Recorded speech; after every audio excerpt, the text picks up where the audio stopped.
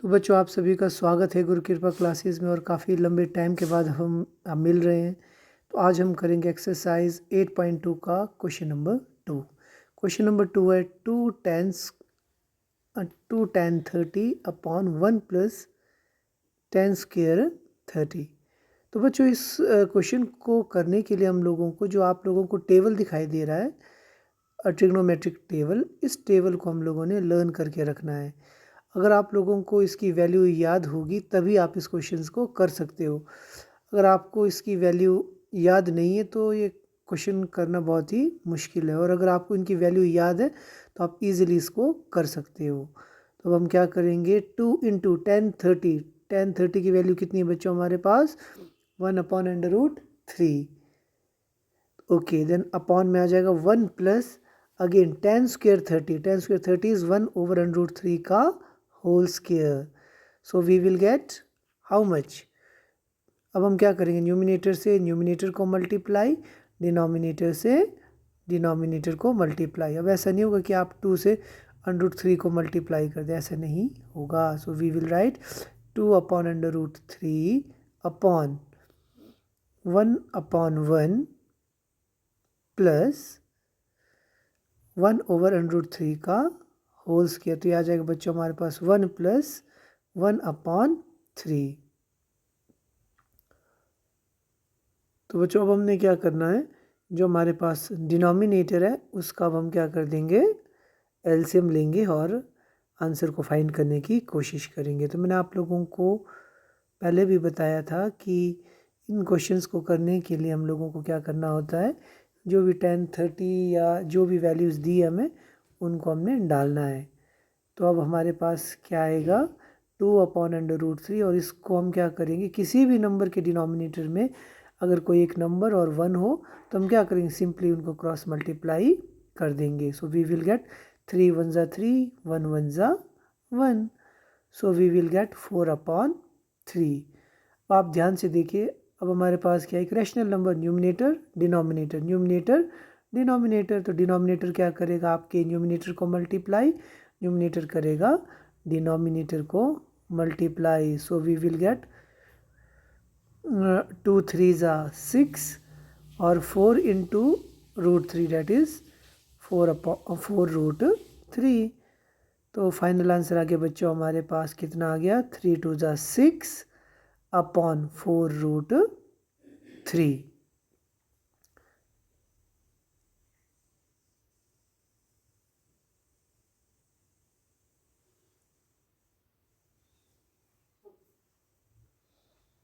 तो कितना आंसर आया बच्चों, 6/4√3। बट अब हम लोगों को पता है कि भाई 6/4√3 ऐसा तो कोई भी टेबल, हम कोई भी वैल्यू हमारे पास टेबल में नहीं आती है। तो मुझे लग रहा है क्यों ना मैं इसकी कटिंग कर दूं। अगर मैं इसकी कटिंग करता हूं तो क्या होगा, देखिए 3 2 ज़ा 6, 2 2 ज़ा 4। So we will get 3/2√3। But still 3/2√3, ये टेबल में ना किसी की भी वैल्यू ऐसी नहीं है हमारे पास। तो अब हम क्या करें, है ना, ये थोड़ा सा हमारे पास एक ट्रिकी सा क्वेश्चन आ गया है। ठीक है, तो इसके लिए अब हम लोगों को थोड़ा सा दिमाग लगाना पड़ेगा। तो मैं सोच रहा हूँ क्यों ना मैं इसको डिनोमिनेटर को रैशनलाइज कर दूँ। √3 से मैंने ऊपर भी मल्टीप्लाई किया और नीचे भी। So we will get 3/√3/2 multiply by √3 multiply by √3 is 3, 3 2 ज़ा 6। सो 3 1 ज़ा 3, 3 2 ज़ा 6। तो फाइनल आंसर इज √3/2। तो आपने देखना है कि किसकी वैल्यू हमें √3/2 देती है। ठीक है ना, कॉस की देती है कि साइन की देती है कि टेंजेंट की देती है। तो हमारे पास आंसर आ गया √3/2। सो √3 होता है बच्चों, या तो इसका आंसर क्या होना चाहिए, साइन 60 होना चाहिए, या इसका आंसर कॉस 30 होना चाहिए। तो अगर हम राइट ऑप्शन देखें तो right option is A, sine 30।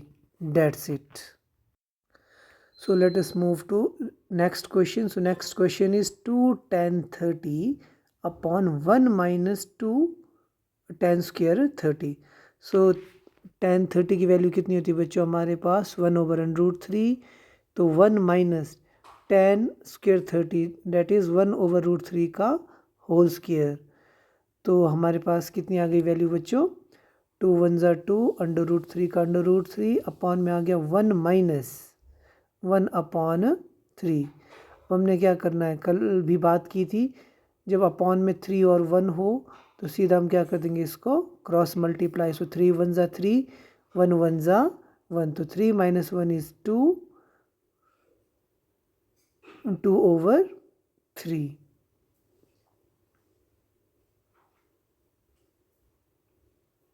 अब अगेन क्या होगा न्यूमिनेटर जो 2/√3 के नीचे 2/3 है 3 क्या करेगा न्यूमिनेटर को मल्टीप्लाई और 2 करेगा आपके डिनोमिनेटर को multiply. So we will get 2 multiply by 3/2 into √3। 2 से 2 cancel we will left with 3/√3 again 3/√3 हमारे पास जो टेबल है उसमें किसी की भी वैल्यू 3/√3 नहीं है।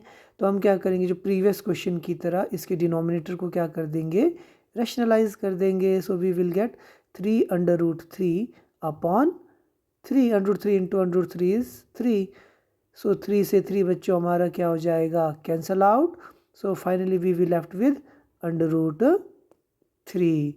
सो that is your answer. So 10 में √3 हमें कब मिलता है जब 10 की वैल्यू कितनी होती है tan 60। तो right option is tan 60 that's it. तो चलिए बच्चों हम करते हैं इसी एक्सरसाइज का question number 3। Question number 3 says tan a plus b equals to √3 tan a minus b equals to 1/√3। और साथ में इसने हमें दिया है कि tan a इसके साथ इसने दिया है कि भाई a प्लस b की वैल्यू जो है 0 और 90 के बीच में लाई करती है।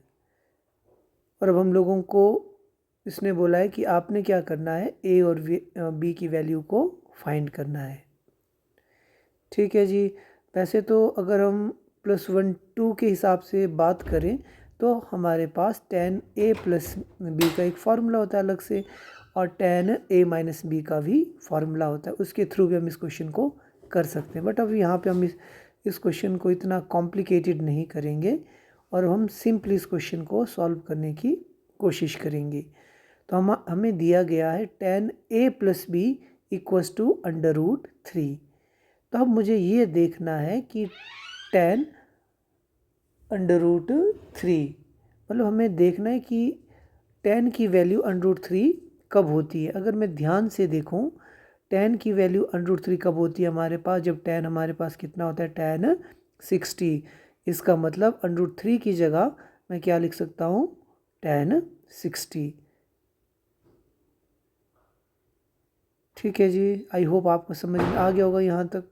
उसके बाद हमारे पास tan a minus B equals to 1/√3। अब मुझे देखना है कि tan की वैल्यू 1/√3 कब होती है। वो होती है हमारे पास जब हमारे पास tan कितना होता है tan 30।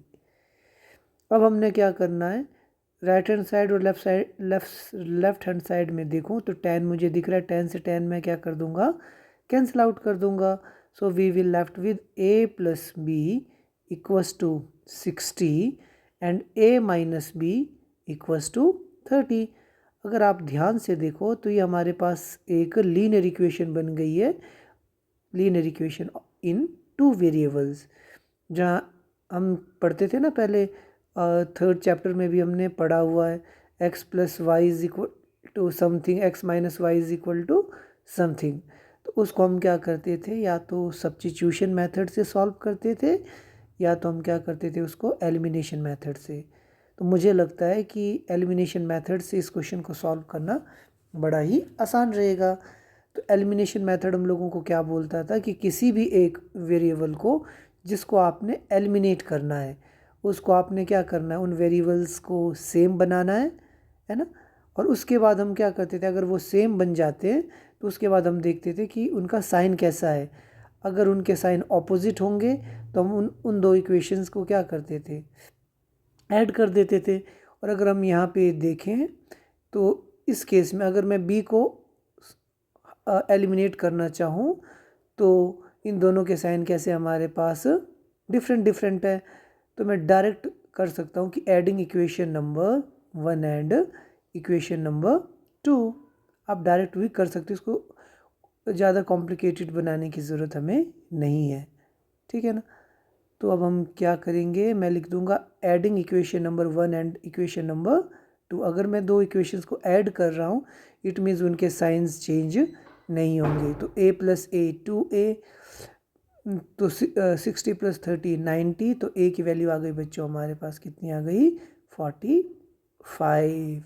तो अब मैं क्या करूँगा, putting the value of a in equation number 1 या इक्वेशन नंबर 2, जहाँ मेरा दिल करे वहाँ पे मैं क्या कर दूँगा, a की वैल्यू को पुट कर दूँगा, ठीक है ना। अगर आपको समझ में नहीं आया तो एक बार मैं दोबारा बता दूँ हमने इसमें क्या किया था। जो इक्वेशन थी हमने उसको एज इट इज़ लिख दिया था।